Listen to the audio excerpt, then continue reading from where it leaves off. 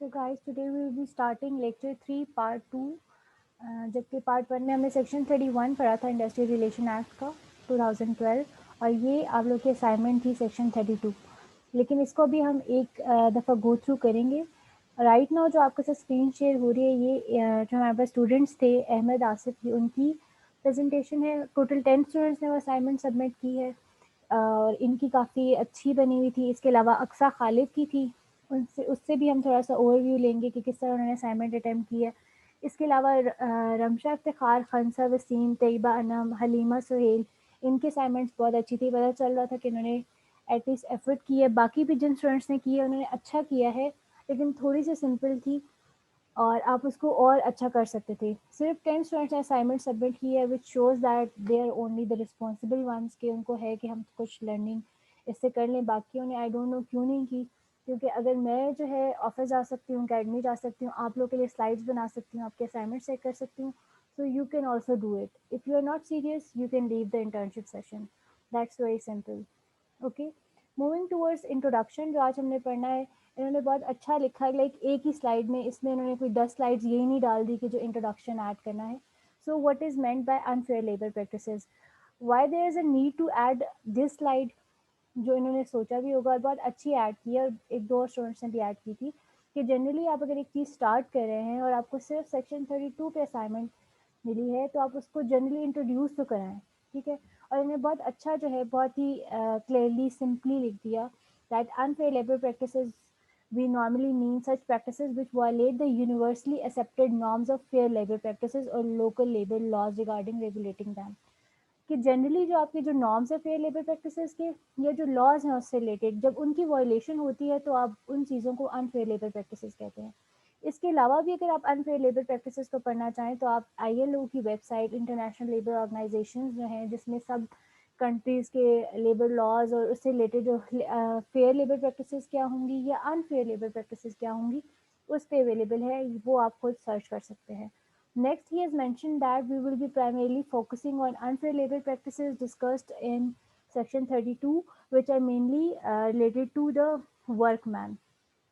तो ये उन्होंने क्लियरली बता दिया। नेक्स्ट स्लाइड इज दैट यहाँ पे जो है ये मेन ई तक मतलब सेक्शन इसके अंदर दो सब सेक्शन थे। फर्स्ट सब सेक्शन में ABCDE 5 जो है वो क्लॉजेस थे जिसको हम फर्दर भी रीड करेंगे और वो हम किसी एक और स्टूडेंट के असाइनमेंट से रीड करेंगे, but he has mention it very well. And पे मैं आपको जो है वो एक ओवरव्यू भी दिखा दूंगी and he has also mentioned a relevant case law, हम उनसे खुद भी डिस्कस करेंगे as he is in the session. और मज़ीद जो है इससे पहले हम इस सेक्शन को पढ़ लेते हैं। नेक्स्ट असाइनमेंट ही मैं शेयर करूँगी।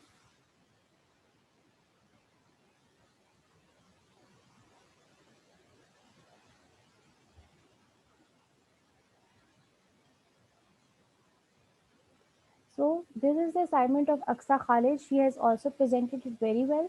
अनफेयर लेबर प्रैक्टिसेस इस सेक्शन में क्या बात की गई है कि जो वर्कमैन के बिहाफ पे क्या अनफेयर लेबर प्रैक्टिसेस हो सकती हैं।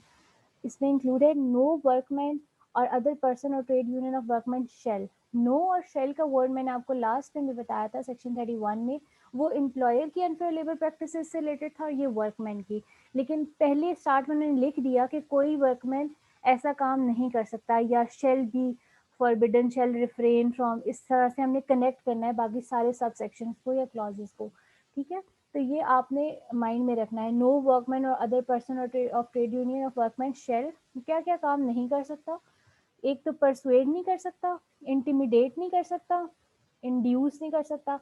किस किस को नहीं कर सकता? अब इसमें थोड़ी सी चीज़ें याद रखने के लिए जो है आप इसको इस पर गौर कर सकते हैं। Persuade a workman, intimidate any person, induce any person.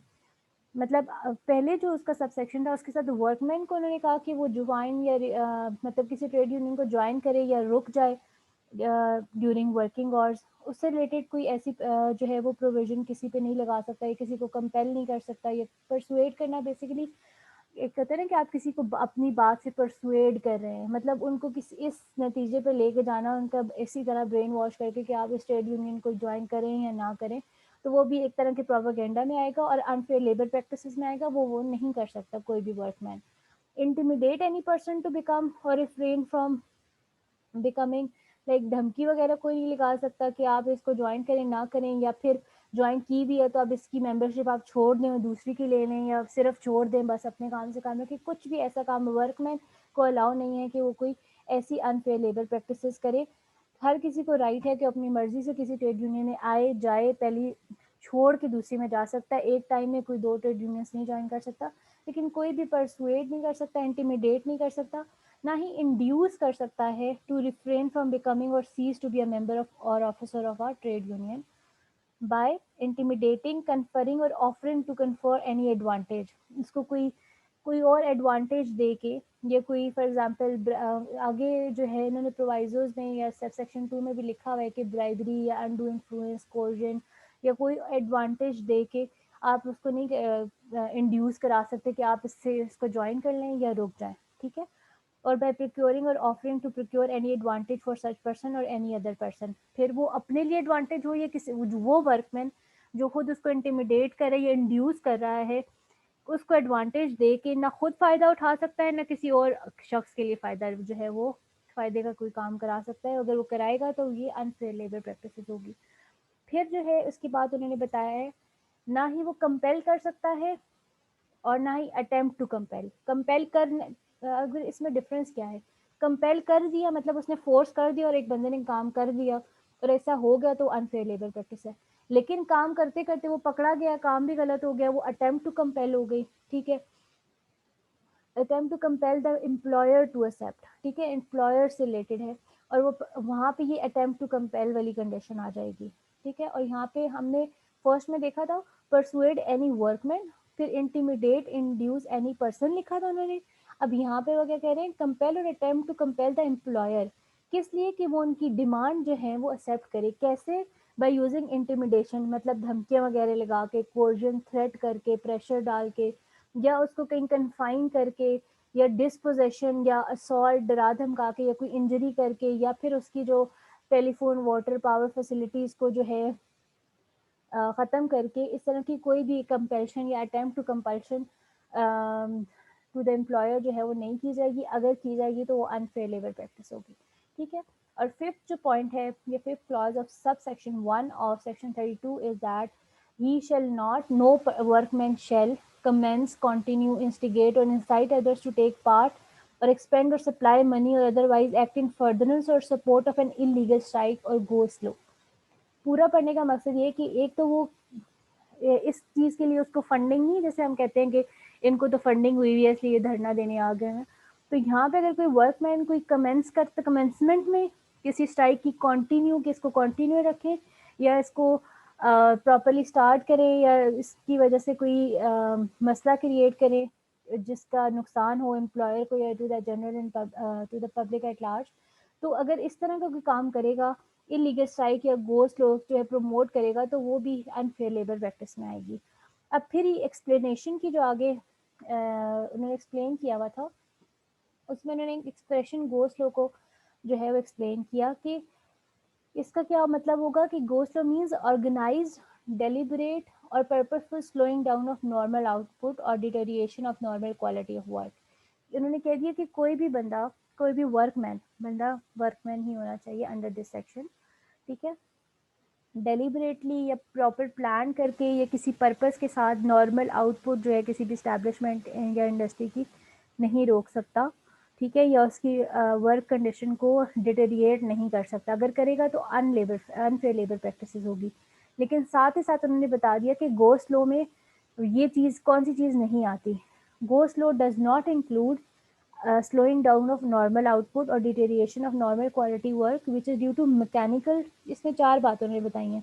अगर मैकेनिकल डिफेक्ट हो, मशीनरी की ब्रेकडाउन हो, फेलियर और डिफेक्ट ऑफ पावर सप्लाई हो, या नॉर्मल मटेरियल्स की सप्लाई या स्पेयर पार्ट्स ऑफ मशीनरी की की सप्लाई में कोई कमी हो और उसकी वजह से इंडस्ट्री की आउटपुट कम हुई है, तो वो अनफेयर लेबर प्रैक्टिसेस में नहीं आएगी। वो एक रीजनेबल बात समझ भी आती है कि कोई मैकेनिकल डिफेक्ट आ गया, मशीन चली ही नहीं, प्रोडक्शन हुई नहीं, मैनेजमेंट का इसमें कोई कसूर नहीं है, किसी वर्कमैन का नहीं है, ब्रेकडाउन हो गई मशीनरी की, फेलियर या डिफेक्ट हो गया, पावर सप्लाई नहीं सही हो रही, कोई स्वेयर मसला है इसलिए इतने दिन काम नहीं हो सका, या जो नॉर्मल मटेरियल्स चाहिए थे कोई चीज़ बनाने की, स्पेयर पार्ट्स चाहिए थे मशीनरी के, वही नहीं आ सके, वही नहीं पहुंच सके, फॉर एग्जांपल लॉकडाउन है, तो ये एक रीजनेबल कंडीशंस हैं। इसमें जो ये चीज़ें होंगी वो अनफेयर लेबर प्रैक्टिसेस में नहीं होंगी या वो गो स्लो की डेफिनेशन में नहीं होंगी। उसकी वजह से अगर कोई आउटपुट में स्लो डाउन हुआ है तो वो बिल्कुल भी जो है वो इस कंडीशन के अंडर नहीं आएगा, या इसका इल्ज़ाम किसी वर्कमैन पे नहीं लगाया जाएगा कि आपने अनफेयर लेबर प्रैक्टिस की है। ठीक है,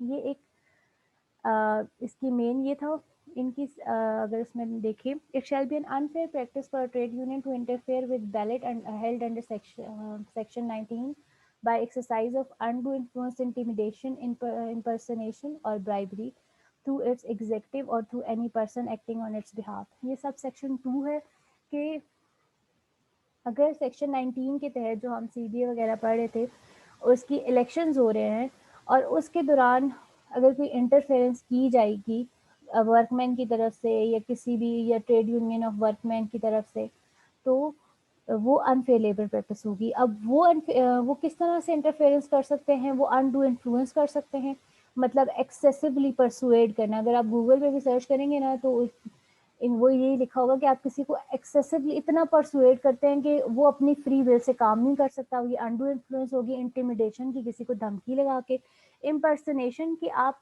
उसको बताते हैं कि मैं यहाँ का हेड हूँ, मैं तो सब कुछ कर दूंगा, एक दफ़ा ये काम मुझे होने दो और मेरे तो ये लिंक है, मैं तो दुनिया बदल दूंगा, नया पाकिस्तान बना दूंगा।